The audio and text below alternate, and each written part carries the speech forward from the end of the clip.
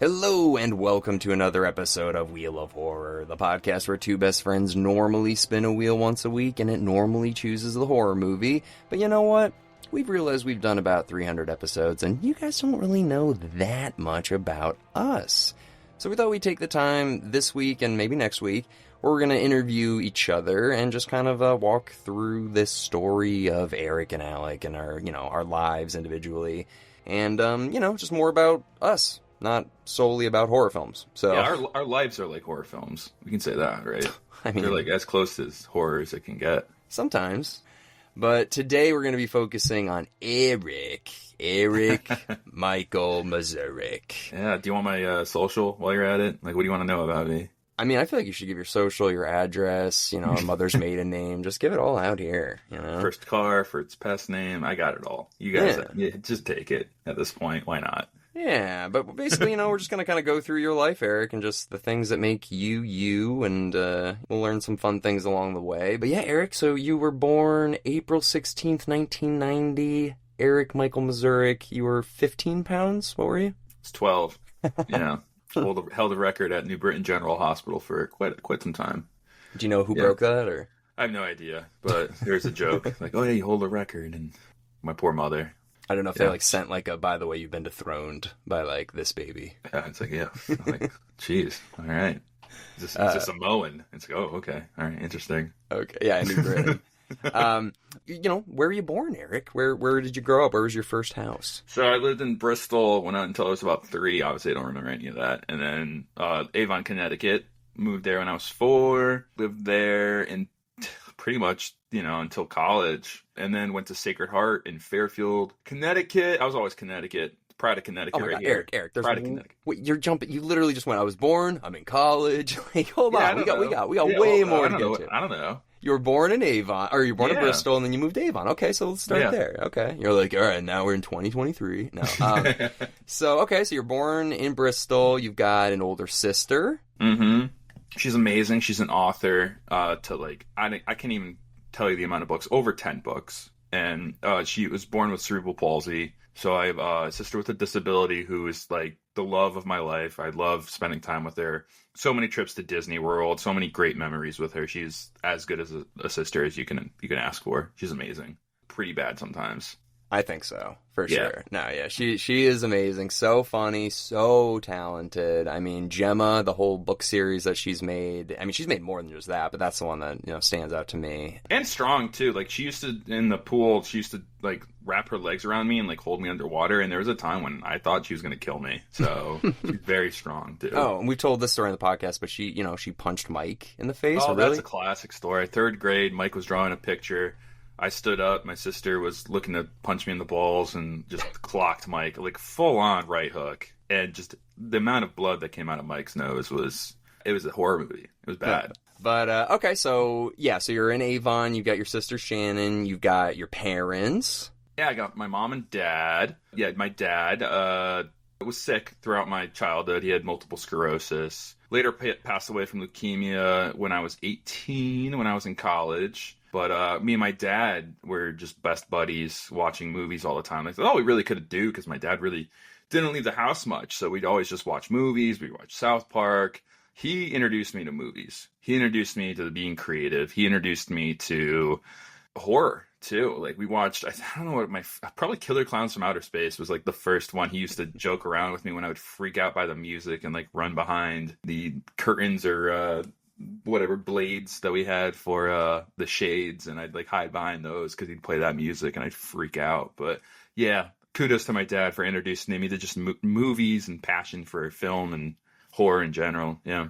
Your dad made such a big impact on you too, because I remember in middle school-ish around there, you had everything that he probably had in his high school bedroom down in your basement, just the pretty doors, just all this cool 60s and 70s kind of memorabilia that I'm assuming that was mostly your dad's stuff, right? Yeah, my dad had a bunch of old vinyls too that I literally have them 2 feet from me right now, all his Beatles albums, and yeah, he had a blacklight from the 70s too that I have still. I have a bunch of his old stuff. Yeah, that blacklight though, you cannot. If you break that open, it's this. It's gonna be everyone gets cancer around you. This thing cannot break.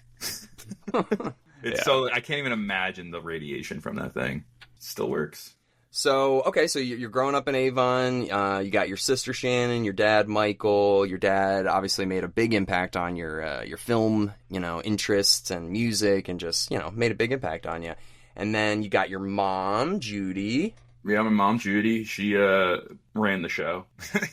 She did everything, like everything. She was pretty much doing the job of two people because my dad was disabled. And she washed and dried. I'll say that. She cooked, washed, and dried, and she ran that household. And yeah, it was tough at times, but yeah, she's just an amazing woman. I miss her so much. Like, it's so hard going home these days, because I have a kid now and a house about an hour away. But I'm trying to go there this weekend. Like, I try so hard to just get over there and just spend time with them and watch shows. My mom loves shows. My mom's a binge watcher too. Like, I say, oh, Mom, you ever check out Yellowstone? Like 2 days later, she's like, yeah, I finished the whole series. Or I give her like, oh, you want to watch this? Like, and she loves murder documentaries. She loves like good, like cool, like shows. But she's very smart and she always gets the ending like to things. And I'm like, Mom, like that's not the ending. She's like, no, it's the ending. And I can't convince her otherwise. I'm like, did you Google it? And she didn't, but she just knows how things end always. But she was also a big influence on my creative mind and how I just love movies. Some of my favorite like horror movie stories with my mom is going to Blockbuster in the 90s and just begging her to let me rent this movie with friends sometimes. Like I had a friend, Erik, as well. We'd go to Blockbuster, and you, I think, and Mike. Like, oh, like it's Lake Placid, Mom. It's not that scary. I know it's R-rated, and I know we're in 4th grade, but like we can handle it, Mom. Like Betty White's in this movie. It's not scary. Like I'm not gonna end up in the bed with you, like being scared. Like I promise. And she would always be the mom that just like, you know what? I believe you. You're old enough. You can handle this. And I think that really, as detrimental as like parents might be, like I'm not letting my kid do this. My mom was always there. Like, you do realize why this is bad. Why, you do realize, like, she would always talk to me after the movie and like, why you can't say this at school, right. Even though sometimes we did. But she was like, a parent that, didn't just let the TV babysit their kids. She would explain to them like, this is why you can't do this. And she was a good mom. She is a good mom. What am I saying? She is a good mom. Mom, if you're listening. Well, it's funny, too, because you mentioned, like, oh, my mom could always guess the ending of stuff. And you do that on this all the time. You're like, oh, I saw the ending from a mile away. Like, sometimes I do. But my mom also kills me because, like, for Yellowstone, for example, she'd be like, did you get to the part where, like, da-da-da? I'm like, Mom, that's a spoiler. And she would spoil. And I do that, too, sometimes. I've really gotten better. But I get the spoiler thing from my mom for sure. Yeah, you did do that one time where you're like, I'm not going to say anything, but here's the exact plot of the entire film, point by point. I've been there. Yeah, I've been better. You have. Okay, so we got your family there. You also had a little Shih Tzu growing up, too. Oh, yeah, I had my dog, a part poodle, part Pekingese dog that lived to 19 years. And great dog, unfortunately killed by another dog when I was very young. Yeah. It was really tragic. Right. And then like a year after that, we ended up getting the best combo of dogs ever, a Husky and a Shih Tzu. And they were 2 peas in a pod, peas and carrots, so... Yeah, and they were great dogs. I think by 2015 they both passed away, but they were just fun dogs. Crazy, but fun. Yeah, Shadow was a Husky, and Max was the little... Yeah. Max was like a Roomba that could, like, attack. It's like Pinky and the Brain. These dogs were like... Shadow was Pinky, and Max was the Brain, where, yeah, they were going to dominate the world at some point. Yeah. Okay, so that's basically, your family in a nutshell kind of growing up. You spent a lot of time, obviously mostly all in Avon. So you growing up, I mean, what kind of like brought you into horror, you think? I mean, what was the thing that sparked all that? I just love the thrill of it, I used to love I think like really like there was one movie that really triggered me loving monster movies, and that was Monster Squad. Mm-hmm. I saw that when I was in 2nd or 3rd grade, and that's also how we kind of got together. You, me, Mike, Jeff Stode, everyone, and we'd kind of be like, you're not part of the Monster Squad, you are part of, like, every day was like a new day in 3rd grade where, we're gonna play Pokemon today, we're gonna play Power Rangers today, we're gonna play, Monster Squad. We played Monster Squad all the time on the playground and hunt monsters and stuff like that. And I just fell in love with the Universal monsters. And I'd watch the old films with my grandfather, and he'd talk to me about Claude Rains, and and I just kind of like grew a passion for like the history and you always joke when we do old movies, I'm like, respect your elders. And Yeah, I'm a big fan of just like always respect the roots and the elders.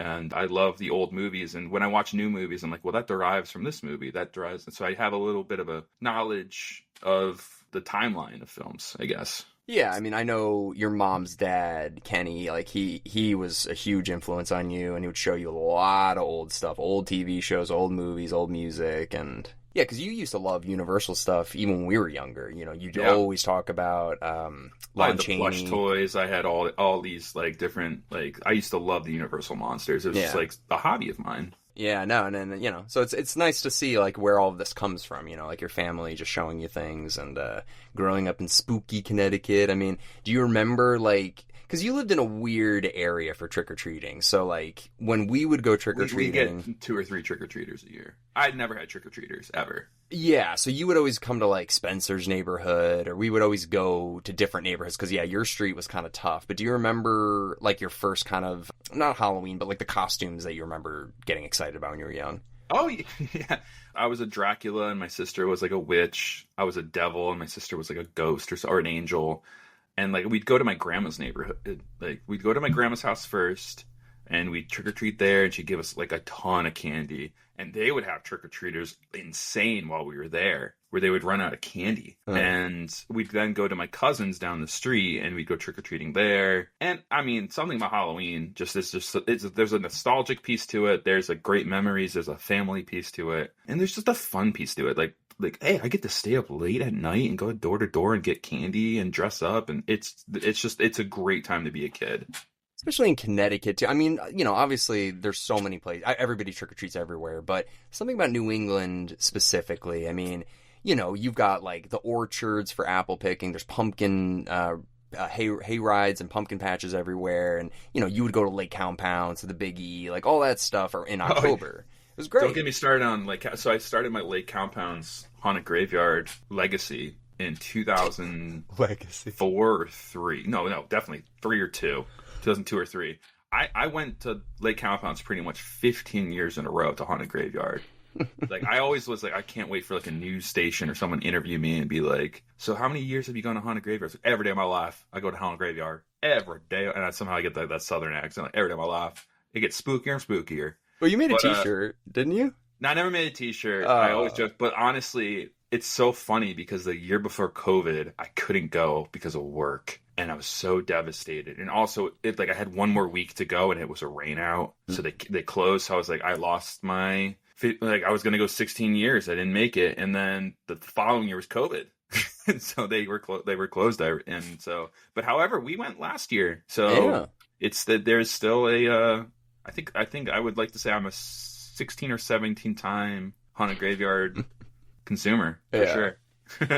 All right, so I guess back into more about you. So, all right, so let's go into, like, the middle school years. Like, what paint the picture, Eric. Who was Eric in 2003? He was finding himself. He'd come to school, he'd be like, I'm Canadian. Someone told me I was Canadian, and I would just run with it. Like, middle school is such a weird time to be a kid because you're finding yourself, but also you're in this, like, slow motion time of life where you just go to school, you go to choir, you do all this, and it's just very slow. But honestly, that's actually where my horror film love came from. I saw Halloween, the original 1979, when I was in 7th grade, and I was off to the races from there. Every horror movie I can get my hands on, I'd watch. I know. Sometimes I wish, like, Mike or Dom or somebody else was on here, too, because you're, like, when there was a certain time where you, like, switched and, like... 7th to 8th grade, I decided passion horror movies, for sure. Because you'd come to your house and you would be like, oh, I got the Texas Chainsaw Massacre DVD, and you would play, like, the highlights that you liked. You wouldn't, like, show us the whole movie. You'd be like, watch this part. Oh, dude, watch this part. Well, it's an interesting time to be a fan of horror movies because the DVDs I would buy, and I have them all still, and I'm never departing from them, would have bonus features and director commentary that's been unheard. So I'm also being a new consumer of all this knowledge at the time. Oh, yeah. No, dude, you're right. DVDs totally changed. Like, you could finally have access to these movies easily, you know? Deleted scenes that have never been seen before. Yeah. Stuff like that. It's just, it was a time to really learn more about the films. Yeah, so you'd have like posters on your wall. You'd just like print out pictures, put them on your wall, but so much horror stuff. Oh yeah, my bedroom was covered wall to wall with the most random stuff, from Bigfoot to, Hannibal Lecter to. I was a huge WWE fan too in middle school time. Oh yeah, huge WWE fan, and I kind of lost interest around like 8th, 9th grade, and yeah, but no, you had a trampoline. You'd always try and do wrestling moves. Oh, yeah. Honestly, I mean, as long as you don't do flips and stuff on a trampoline, really great activity for your kids. And I would do a flip once in a while. My mom would come out like, "No flips, you're gonna break your neck." And so, yeah, I would account the trampoline to why I was so physically fit back in the day. Well, you had a pool too. You had a pool, trampoline.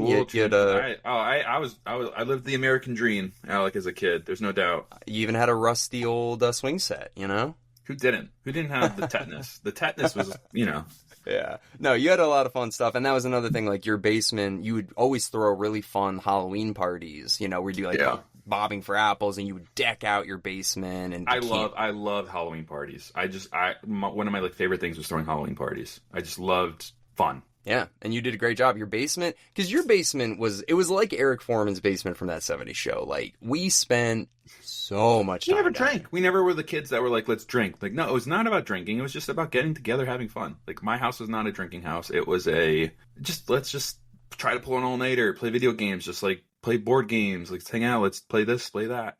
And eat as much candy, drink as much soda. Like, it was pizza. It was always just fun. And one of the best, like, I would have like 7 people over to the sleepover, and we'd stay up. And it was a free for all. We were left alone down there. We could do whatever we wanted. But my dad was right upstairs because he was disabled. He couldn't go upstairs towards the end. But he would monitor us and make sure, like, by like 1 a.m., by 2 a.m., we were in bed. And people would go up to the bathrooms, like, go to bed. And he'd get really like stern with like my friends and stuff. So he was a very scary guy to some of my friends, and I always remember that. Well, there was one really quick story I'll tell that you're at a sleepover, just like what you're saying, and I remember your dad was like, "Eric," and you're like, "Oh fuck," and you like went upstairs. Yeah, and he yelled because he couldn't walk. He couldn't come get me, so he'd have to yell like to get me upstairs. But you'd go up there, and we'd all be like, the other kids at the sleepover would be like, "Dude, be quiet, be quiet." And you just came downstairs one time, you're like, "That's it, guys, go to bed!" And you like turned over, and we were all just like, "Oh shit, this is serious." Like, yeah, I forgot what he told me, but he was like, either you tell your friends to go to bed right now, or this. And I think I ran downstairs like crying, like, go to bed! Fuck you guys! It was so funny. I mean, there's no other 90s-esque sleepover like at my house. It was perfection. So fun. No, so fun. All right, so moving into the high school years. So what were you doing in high school? You're getting jobs, you're getting girlfriends, what's going on? Yeah, I played football a little bit. I played some sports, but then I just really wanted to do my own thing. I kind of got out of sports. I was dating someone for 3 years in high school. I still kept with, movies and stuff. I got into fitness a lot. I really like to work out. I really like to focus on, weightlifting a little bit, but nothing too crazy. Just watching movies was like my favorite thing, though. It really was. I turned 16, and all I cared about was getting my license. My girlfriend got her license before me, and that was devastating. It was embarrassing. She was like she's 6 months older older. She's 6 months older than me so I was like, I'm not gonna get my license for like another. Like, she's driving me around, so I'm like, I gotta get my license. I think I got my license as quick as you can in Connecticut, and had a 2004 Chevy Colorado with quite a bit of miles on it, and I was like living the high school dream. I had a truck, I had like everything, and I just really loved coming home and watching a movie before I fell asleep, and I would watch anything, not just horror, but just anything. And also, so I worked at Stop and Shop for about a year, and then I was a camp counselor for a summer at a theater camp. And then you got me a job at the theater for about, I don't know, like 6 months to a year. And I worked at Hoyt's with you. And that's where it's just like, we doubled down on the movies. Like, that's when we were like, we're watching every movie that comes out. And it was fun. A movie theater is I would recommend it to any kid in high school or whatever. It's the best job. It doesn't pay well, but it's a not breaking rocks kind of job, and it's fun. You meet some of the best people. Everyone's in it together. There's a rush of people that come in, then there's a downtime, and then it's just the smell of popcorn is always just on you forever. So movie theaters, I'm glad they're having a comeback, because I was really scared the last couple of years that like our movie theaters just going away and everything's just going to be streaming, because that just sucks. Well, that theater's still there, so that's cool that Yeah. we can still go back. It's not called Hoyt's anymore. It's Apple It's Cinema. Apple Cinema, and Yeah. I've been there a few times. I actually saw the new Lion King there a couple years ago. What else? I saw a couple movies there recently. They really did something different where it's like serve yourself more than anything. Mm-hmm. There's a kiosk there. There's obviously people that work there, but like you serve your own popcorn. I'm like, oh my god, these kids here have it easy. Yeah, I know. I mean, they probably still have to pop the popcorn, but Yeah, you're supposed to be 16, but whatever. All right, the other thing we kind of glossed over, too, was, when you started getting into filmmaking, like creative video work and all that. Yeah, I forgot. I mean, I got a camera, a handy cam with a tape, and I started just shooting stuff. And I think I really started in 5th grade with you, Alec, when we did Eric's World back in, like, middle school we were big fans of Wayne's World, and we just, like, would do random stuff with a video camera, and there's wrestling involved, and it was just stupidity on camera. I have most of those tapes, by the way, if you ever want to run for office, Alec. It was like Jackass meets Wayne's World meets like WWF. Yeah, wow, that's about it. Yeah, I got to look at those tapes again. But honestly, looking back at some of them, it's some of it's really funny. It's the most nostalgic stuff that we could watch. But then I don't know, I got into more, instead of just shooting random stuff, I was like, let's do like more structured stuff. And we started doing we did like an Erik and Alex show, which is just like a sketch comedy thing in high school. And every time we'd go to class or whatever, like, when's the next episode dropping? And this is when like Facebook came around. And we were just posting videos, and people were like loving it. A little raunchy, a little fun. And we also like involved so many other of our friends and high school buddies to be a part of it. And I don't know, it's just so nice to look back on and have something that we created, and just we have that. But also, like, I had this film I always wanted to do called Surfless, and I had this in my pocket since sophomore year of high school with Mike Valente. We just always wanted to do like a surfer stoner movie about like kind of like Meet the Deedles, the Disney movie Meet the Deedles, like pretty much that. But like, imagine 2 surfers in Connecticut that have no waves, that are like such posers, pretend they're surfers, but there's no waves in Connecticut. It's stupid. And I think it came out pretty good.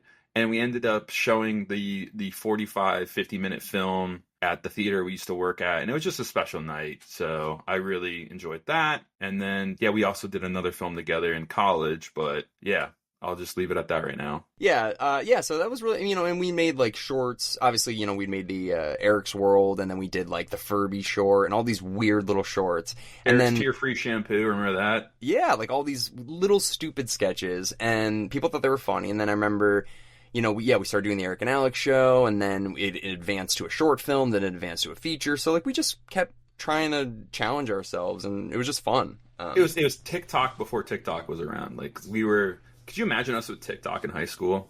Yeah, it would have been a lot different, because it would have been a lot different. YouTube just started, and Facebook had just allowed video, so we had, we were right there. But I always knew, though. Remember, and this is coming back to like 2010 or even before when we talked. I'd be like, Alec, sketch comedy needs to be like 15 seconds in and out. I used to say that people have attention spans like nanoseconds, like basketball.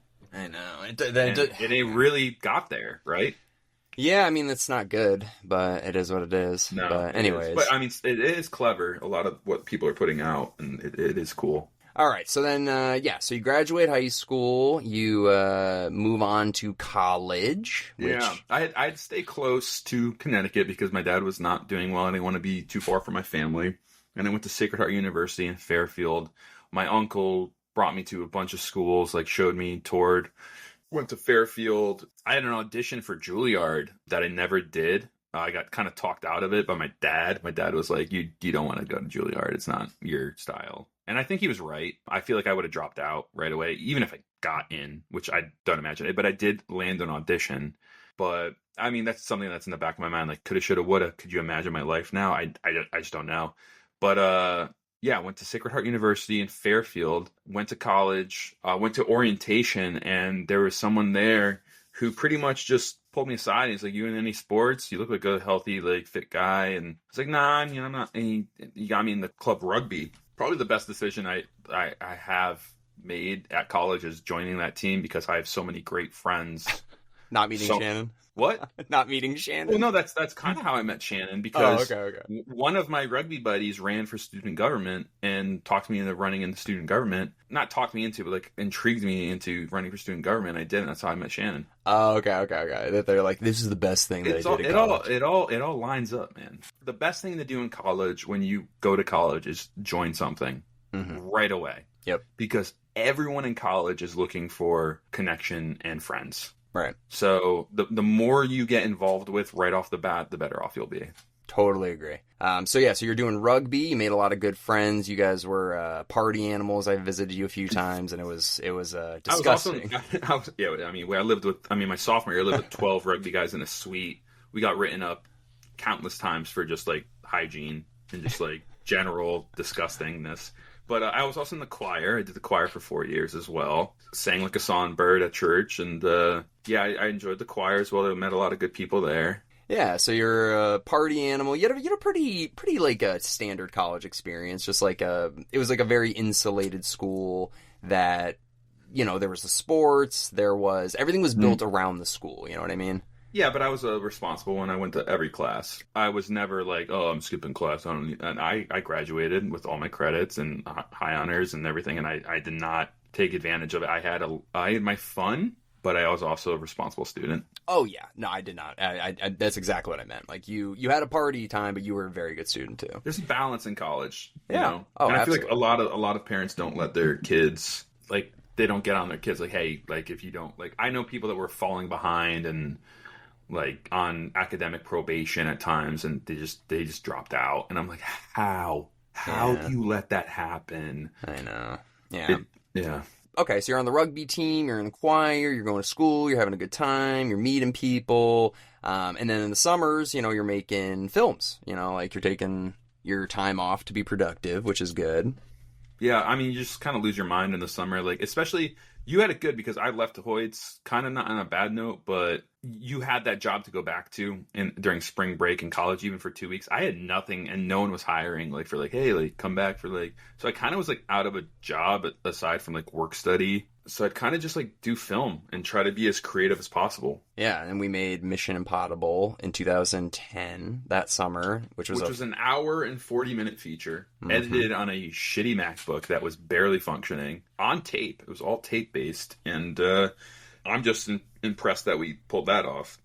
Yeah, within 2 months. Yeah, it is pretty crazy. I mean, to think about how much we put into that. But anyways, we don't have to get into the specifics of that. But yeah, it was a lot of fun. And that was probably the biggest project we've ever tried and succeeded at. I mean, it's not the best movie ever, but we did it. In today's terms, it would be offensive like Tropic Thunder. It's very, there's a lot of things in it that I wish I realized where the world was going. And I feel like we were right at that point where hey, people are changing with you can't say this word, you can't say that word. And that movie had a lot of that in it. Oh yeah. So that's the only thing I hate about that film is that we pushed that envelope a little bit. Way too hard, yeah. No, yeah. I agree.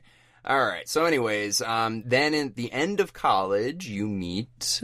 Yeah, my wife Shannon. Yeah, we met in student government / karaoke night, and we hit it off, and yeah, we started dating and graduated together, and the magic was there. We were just in love. We were total in love, and still together today. We have a beautiful daughter named Summer, born about a year ago. She's 14 months old, actually today. 14 months old today. All right. And yeah, it's been wonderful. We live in Stratford, Connecticut right now. We bought a house a couple years ago. So yeah. And Miley's just whatever. Oh, Miley? Oh my God, Miley. The forgotten child. Yeah, we got a dog. Oh man, we bounced around. So we lived in Milford, Connecticut for 5 years together. And we got married when we were living in Milford. Pandemic happened. I was working at ESPN I've been there for I actually recently left ESPN after 9 years, but living in Milford in that 1-bedroom apartment with both of us working from home was a nightmare. We ended up moving to Orange, Connecticut for a year. And then during the housing craziness, we ended up buying a house here instead of our rent pretty much doubling. And right now our mortgage is less than our rent would be. It's that's what sickens me about a lot of things, and I could do a whole podcast on that, but yeah, that's where I'm at right now. Well, I guess and then just to fill in the time between that, so after college you're still with Shannon, you move back to Avon, and I lived with my mom for 3-4 years for a bit, and also Shannon was living and renting in Shelton and whatnot while she's getting her master's and her teaching degree. I went back to school for my master's as well, but living from home and just trying to be creative. And I tried to make other things, but it's just so hard to get the gang together. It got really daunting to finish things and finish projects. And I remember we were in the middle of a project that we just this is falling apart.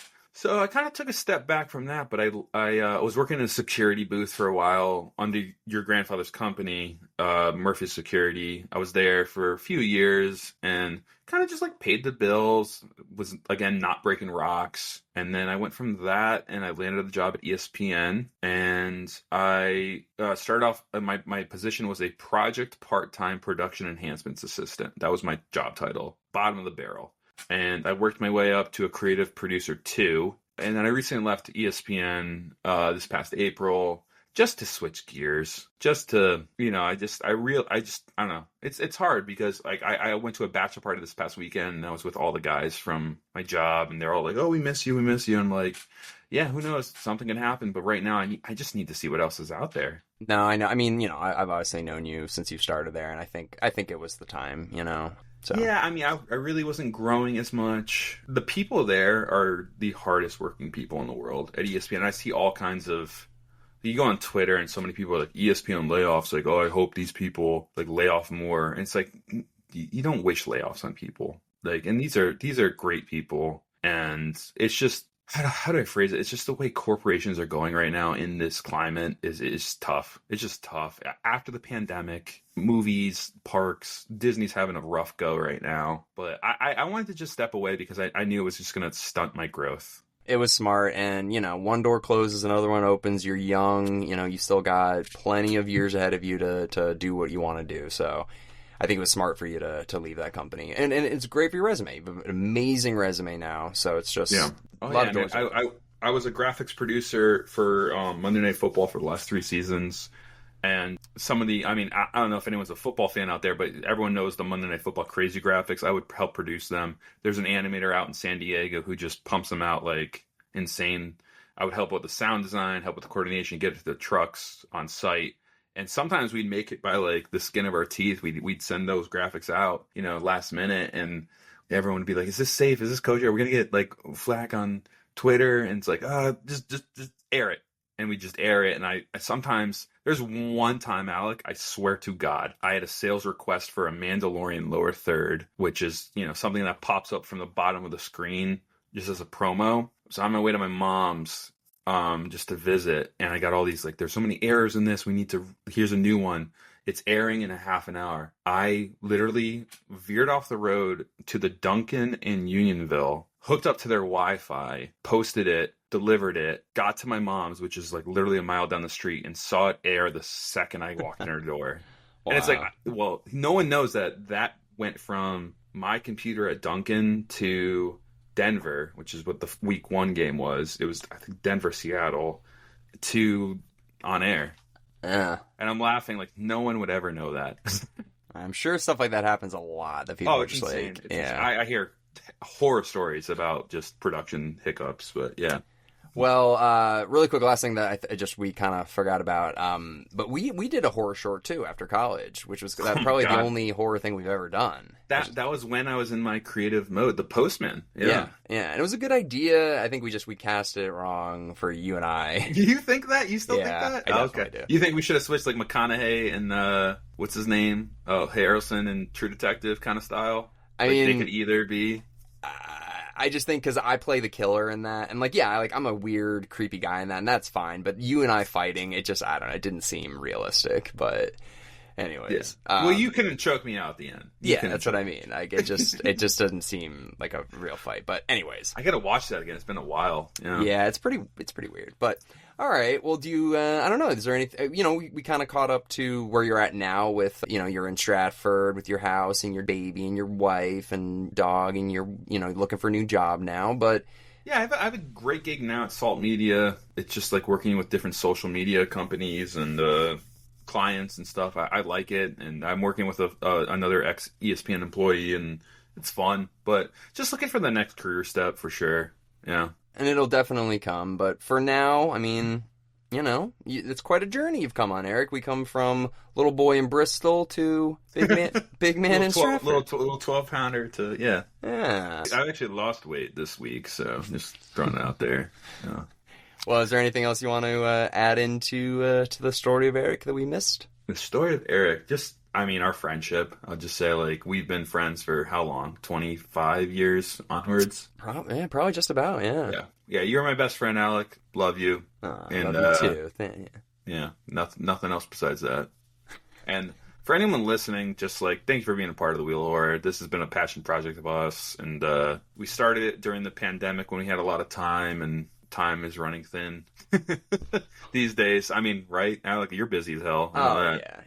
So, yeah, just thank you for the ride, everyone. It's been great. And we're, thanks for listening to this episode. We just wanted to take a little time. I'm surprised it took us 300 episodes to be like, we should probably, tell people who we are. But anyways, thank you very much for listening in, and thank you, Eric, for, filling us in on your life. Yeah, I was a little all over the place, but yeah, for sure. I think we had a lot of it. I don't know. I think we... Yeah. I'm also an Aries, if anyone cares. No. I thought you were Taurus. No, dude, Aries, brah. Oh, Aries sorry. gang. I don't know. Hashtag Aries gang out there. Let's go. God. All right, everybody. Well, thank you very much, and we'll see you next week with something. We'll figure it out. Woo!